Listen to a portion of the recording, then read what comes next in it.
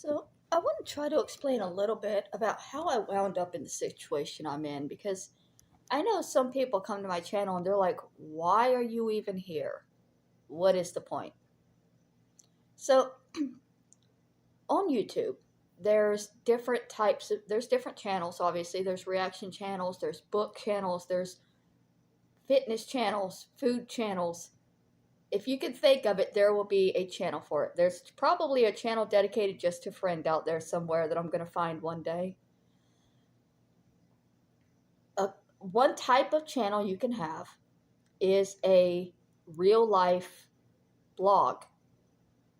So one of the problems is that people have taken the real life videos and they've taken them for themselves. And they've just twisted them into something that they're not. So I've lived a life that most people have not lived, which is why I started talking about it, because most people, they grow up in the nice house with the mom and dad or brother and sister, a little dog running around, graduate high school. Maybe they were the bully in school, so they don't understand the viewpoint of the people that were being bullied. That's most people's experience. It wasn't my experience. I was born in a car. My mom was heavily drugged at the time, and the reason I was born in a car was because my father was abusive and had told her that if she came home, or if she went to the hospital, he would kill her because he didn't want to pay a hospital bill and he didn't want another baby. They were just going to kind of see what happens, the way they did back in the 30s when you had the baby at home, and if it lived, you told the government. But if it happened to just not exist, nobody would care. Luckily, my mom went in labor around other people and they forced her to try to go to a hospital, which they didn't make it. She took a bunch of pills to numb the pain that she told them was from a beating the night before.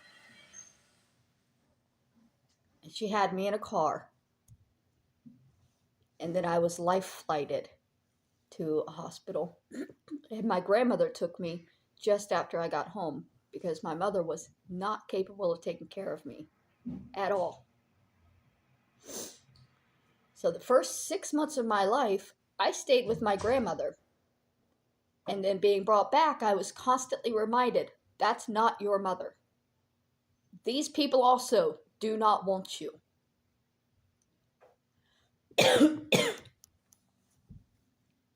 Part of the problem with me talking about my life here is that my abusive family is also here on YouTube, and they don't want me talking about my life.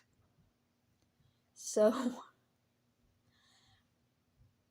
they have been making things very difficult because now it's a conspiracy of what I've actually done and what I've actually been through, because I say this and my family says she's lying.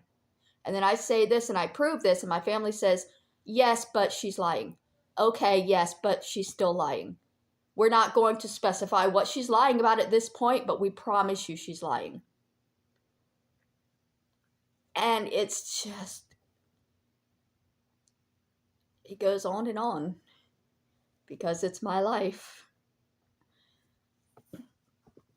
The YouTubers harassing, terrorizing, documenting me, they're not doing their jobs right. I'm doing my job. I'm documenting my life, the ups and downs. They are supposedly documentarians of LOL cows. They're only supposed to document what we do. I've been shuffled into the LOL cow pin. Ha ha ha. But you're only supposed to profit off of one of those cows if they are moving on their own. You're not supposed to be putting your hand out with food, lowering them over to you to get the profit. That's what these channels are doing. There are channels like Atozy and Marky who they will comment on channels like me, on LOL cows, but they're only commenting and documenting. They're not doing anything to cause their channel, their followers, to contact these people to get more content for them. Adonis Paul, Original Owl, Daywave, these channels target people specifically and go after them and intimidate and terrorize until they get the response and the content that they're looking.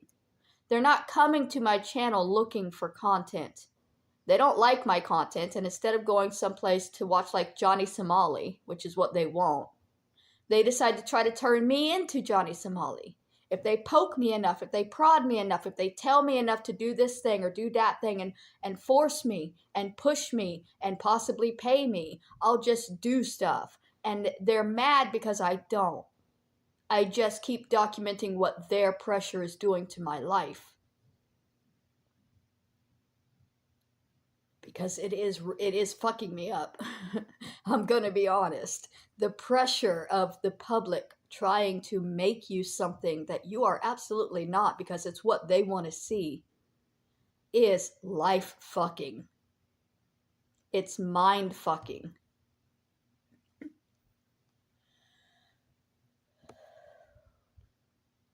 But for those of y'all asking why I'm even here, it's because I've lived a fucked up life and I wanted to document it.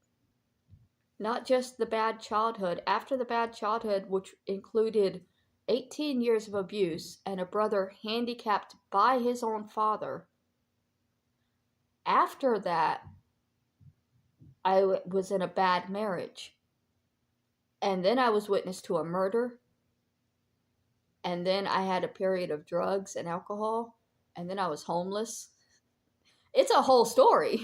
It's not just the first 18 years. This was supposed to be documenting the upswing.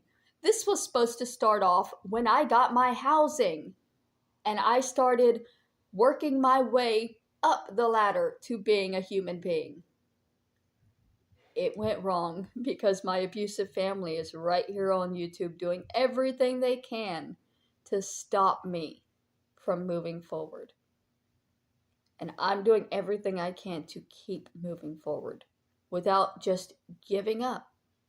Because I know that's what a lot of people say. Well, just go. You don't have to post on YouTube. You could just give up. And then they win. And they're doing it wrong. So they shouldn't be allowed to win.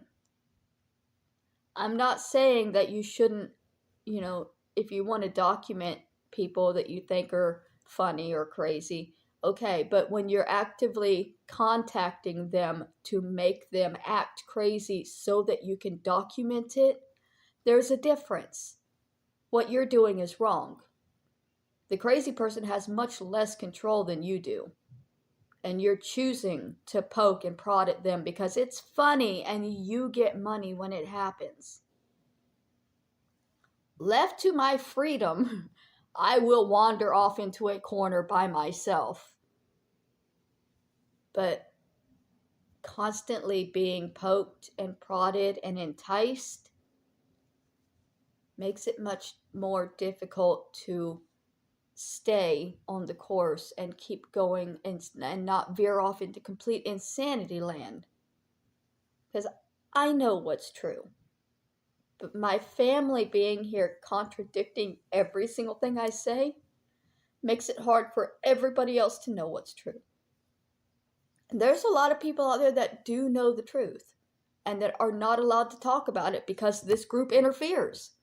It's not a situation where people can just openly speak out and say, I knew this family because this group is watching and they will attack. And the people who know me and know my life are aware that they will attack because they saw the first round of it 5 years ago when people spoke out and said, we know she's telling the truth. And they were attacked into silence. This is not a normal situation at all. And one day, somebody's going to see it. It's going to be a book. It's going to be a movie. And they are not going to like the way that they are portrayed. Because this is some fucked shit.